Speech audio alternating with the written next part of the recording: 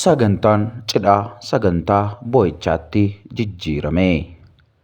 Hundee Hayilee fi Daraartuu Amanuu jaalallee waliitii. Baay'ee wal jaallatu. Waliin baratanii yuunivarsiitii irraa eebbifamanii. Akkuma eebbifamanii ba'aniin walumaan mana tokkotti galanii gara ginda baratitti. Yeroo muraasa booda Hundeen maatii Daraartuutti jaarsummaa ergee.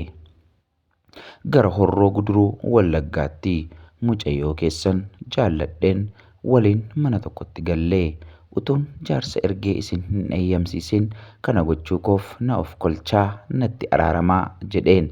Maatiin Daraartuus tole araaramne jedhanii guyyaa cidhaa beellama qabaniifi. Guyyaan cidhaa ni ga'e. Guyyichi har'a ture. Cidha har'aa kanaaf Hundee, Abbaa Hundee fi Daraartuu ta'anii kaleessa ganama gara Horroo Guduruutti adeemsa eegalanii gammachuu guddaatu ture. Hawwiidhaan eegaa turanii sababiinsaa cidhatu qophaa'e kaa firatu wal ga'ee gammada kaa Hundeetuu maatii Daraartuu biratti kabajaan cidha godhachuuf adeema kaa.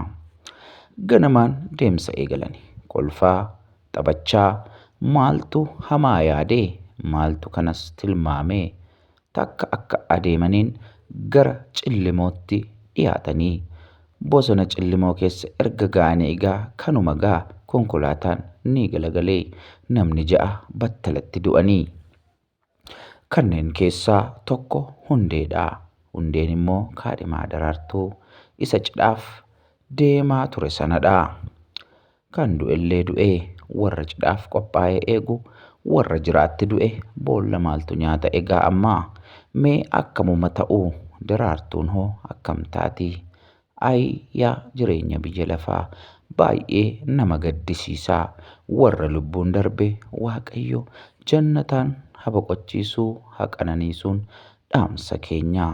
Egaan hordoftoota keenya wantoota amma mudachaa jiru kallattii garaagaraan biyya kana keessatti wanta baay'ee nama suukanneessu waan ta'eef amantoonni hundumtuu kadhannaadhaan fuula Waaqayyoo haa deddeebinuun dhaamsa keenyaa. Waaqayyo baraaf jireenya keessan haa eebbisuun balaa tasaa immoo isinirraa haa qabuun dhaamsa keenyaa.